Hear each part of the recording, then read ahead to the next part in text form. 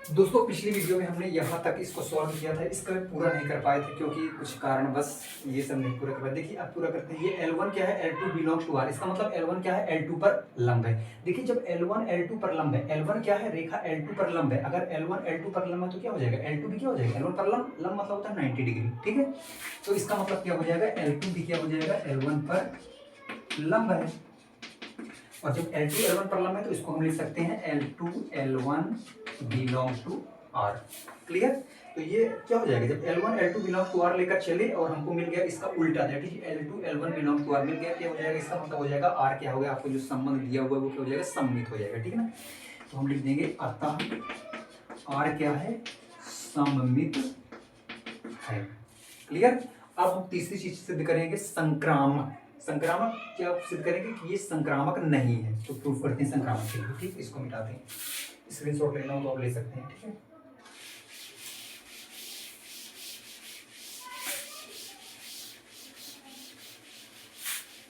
देखिए तीसरी चीज हम प्रूफ करेंगे संक्रामक के लिए, क्या सिद्ध करेंगे, संक्रामक। तीसरा क्या सिद्ध करेंगे, संक्रामक। संक्रामक दैट इज ट्रांजिटिव रिलेशन। देखिए संक्रामक के लिए क्या होता है, तीन चीजें लेकर चलते हैं, ठीक है ना। L1 L2 हम लेके चलेंगे पहले, L1 L2 belongs to R। इसका मतलब क्या हो गया, जो संबंध परिभाषित है L1 क्या है, L2 पर लंब है। इसका मतलब हो गया L1 क्या है, L2 पर लंब है। और एक चीज और लेकर चलना पड़ेगा हमको, तथा L2 L3 belongs to R हमको लेकर चलना पड़ेगा। तीन चीजें हमको लेकर चलना पड़ेगा, L1 L2 belongs to R तथा L2 L3 belongs to R हमको लेकर चलना पड़ेगा। इसका मतलब क्या हुआ, जो संबंध के हिसाब से L2 क्या है, L3 पर लंब है। इसका मतलब हो गया L2 क्या है, L3 पर लंब है। देखिए दोस्तों अगर ये L1 क्या है, L2 पर लंब है और L2 क्या है, L3 पर लंब है, समझते हैं हम लोग, ठीक है। मान लीजिए ये कोई रेखा है L1, L1 क्या है, L2 पर लंब है। ये कोई रेखा है L2, ये लंब मतलब होता है 90 डिग्री, ठीक है। अगर L1 क्या है, L2 पर लंब है तो क्या L2 L3 पर भी और L2 ये रेखा हमने मान लिया यहाँ पे, मान लीजिए L3, L1 क्या है, L2 पर लंब है और L2 क्या है, L3 पर लंब है। लंब मतलब होता है 90 डिग्री। अगर मान लीजिए ये रेखा है L1, L1 क्या है, L2 पर लंब है तो ये 90 डिग्री बन रहा है। और क्या है, L2 L3 पर लंब है तो L2 क्या है, L3 पर लंब है तो ये भी 90 डिग्री बन रहा है। तो देखिए क्या L1 और L3 भी आपस में लंब है। L1 ये रेखा और ये रेखा, अगर इसको आगे बढ़ाया जाए और इसको आगे बढ़ाया जाए तो क्या L1 और L3 भी आपस में लंब है, लंब नहीं है। L1 और L3 आपस में क्या है, समांतर है, समांतर जो कभी नहीं काटेंगे एक दूसरे को, ठीक है ना। तो L1 और L3 आपस में लंब नहीं है, क्या हो जाएंगी, समांतर हो जाएंगी। तो L1 L2 पर लंब है, L2 L3 पर लंब है, लेकिन L1 L3 क्या हो जाएंगे, यहाँ से समझिएगा आप लोग, L1 L3 क्या हो जाएगी, आपस में समांतर हो जाएंगी, लंब नहीं होगी। लेकिन क्या है, L1 क्या है, L3 के समांतर है। L1 L3 के क्या, देखिए L1 L3 के हो जाएगा, समांतर हो जाएगा, ठीक है ना, लंब नहीं होगा। तो जब इसको हम किस रूप में लिखेंगे, L1 L3 does not belong to R। जो L1 L3 जो क्या है, ये लंब रूप में परिभाषित है, लेकिन ये लंब नहीं है तो क्या हो जाएगा, does not belong to R। और जब does not belong to R हो जाएगा तो क्या हो जाएगा, ये क्या हो जाएगा, ये यहाँ पे जो परिभाषित संबंध R है वो संक्रामक नहीं होगा। आप क्या लिखेंगे, R क्या है, संक्रामक नहीं है। ठीक है। तो ये आपका प्रूफ हो गया पूरा क्वेश्चन, ठीक है। अब अगले एग्जाम्पल की तरफ हम लोग आगे बढ़ेंगे।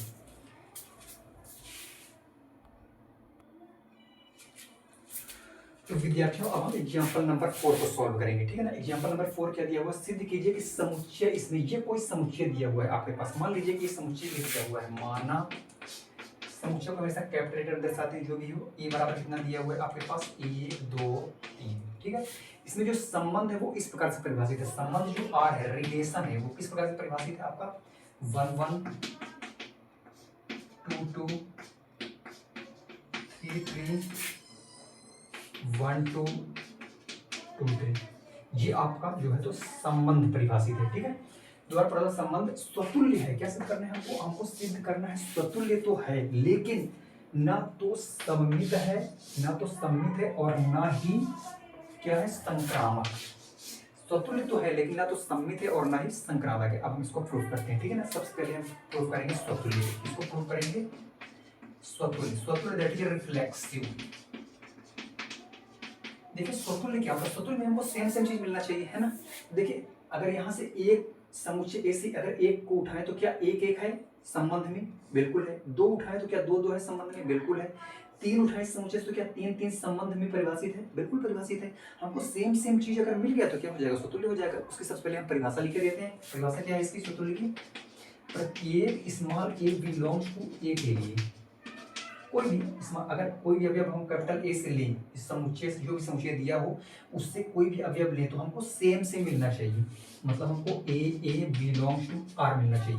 अगर यहाँ पे देखिए अगर हम समुच्चय से एक लेते हैं तो क्या एक बिलोंग्स टू आर में, बिल्कुल है। तो हमने तो यहाँ 1 1 भी है, अगर 2 लें तो 2 2 भी है आर में, 3 लें अगर तो 3 3 भी है आर में, बिलोंग्स टू आर। तीनों चीजें आर में है। जब तीनों चीजें हमको मिल गई सेम सेम चीजें तो क्या हो जाएगा, आर क्या हो जाएगा, आर एक स्वतुल्य संबंध हो जाएगा। अतः लिखेंगे अतः आर क्या है, अतः आर एक स्वतुल्य है। क्लियर, कोई डाउट नहीं होना चाहिए। कोई भी डाउट हो तो आप पूछ सकते हैं कमेंट बॉक्स में, मैं उसका जवाब दूंगा, ठीक है। तो ये आपको स्वतुल्य हो गया। अब हम प्रूफ करेंगे सममित के लिए। किसके लिए प्रूफ करेंगे, सममित के लिए। दूसरा हम प्रूफ करेंगे सममित, that is symmetric, SYMMETRIC। Symmetric के लिए हम क्या प्रूफ करेंगे, सिमेट्रिक के लिए क्या होता है, हम दो अवयव लेते हैं ना, कोई भी अवयव लेंगे, एक दो या दो तीन जो भी होगा, इसमें समुच्चय जो दिया होगा उसके अनुसार, और उसका उल्टा हमको मिलना चाहिए। मान लीजिए हम यहाँ पर कुछ कोई भी अवयव यहाँ से ले सकते हैं। पहले परिभाषा लिख देते हैं। सममित की परिभाषा क्या होती है, प्रत्येक क्या होती है परिभाषा, प्रत्येक A1 A2 बिलोंग्स टू ए के लिए कोई भी अवयव उठाएंगे हम समुच्चय से और हम लेके चलेंगे A1 A2 belongs to R लेके चलेंगे हमको, और इसका हमको उल्टा मिलना चाहिए, that is A2 A1 belongs to हमको मिलना चाहिए। हमको मिलना क्या चाहिए, A2 A1 belongs to R मिलना चाहिए। देखेंगे हम कोई भी अवयव उठा लेंगे यहाँ पे, अगर हम मान लीजिए यहाँ पे उठाते हैं 1 2 बिलोंग्स टू R, यहाँ कोई भी अगर मिल गया, यहाँ देखिए 1 2 बिलोंग्स टू आर हम लेकर चलेंगे तो क्या इसका उल्टा 2 1 बिलोंग्स टू आर है क्या, नहीं, इसमें संबंध में परिभाषित ही नहीं है। 1 2 बिलोंग्स टू आर लेकर चले, हमको क्या 2 1 बिलोंग्स टू आर मिल रहा है, नहीं मिल रहा है।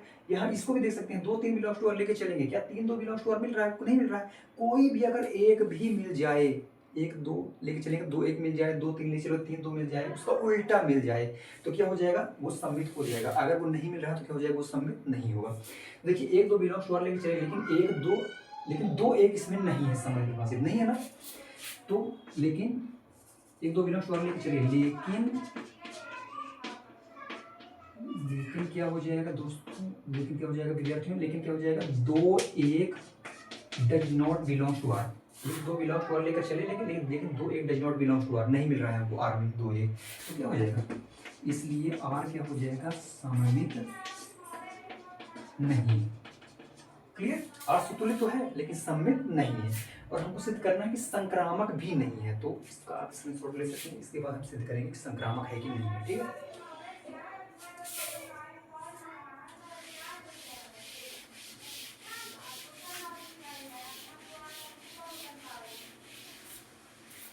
अब हम सिद्ध करेंगे विद्यार्थियों को अपना संक्रामक, तीसरी शिष्ट सिद्ध करेंगे संक्रामक। देखिए संक्रामक क्या होता है, ट्रांजिटिव,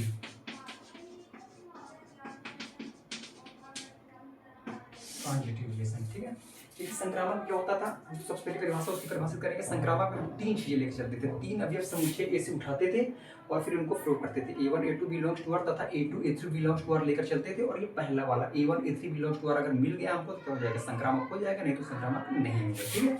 सबसे पहले हम लिख देते हैं परिभाषा। परिभाषा क्या होती थी, प्रत्येक A1 A2 A3 belongs to ए के लिए 2 चीजें लेकर चलना पड़ता था, A1 A2 belongs to R तथा A2 A3 belongs to R से हमको क्या मिलना चाहिए, पहला और तीसरा वाला से हमको मिलना चाहिए A1 और A3 बिलोंग्स टू R। अगर ऐसा नहीं होता है तो क्या हो जाएगा, ये संक्रामक हो जाएगा, नहीं तो फिर ये संक्रामक नहीं होगा, ठीक है।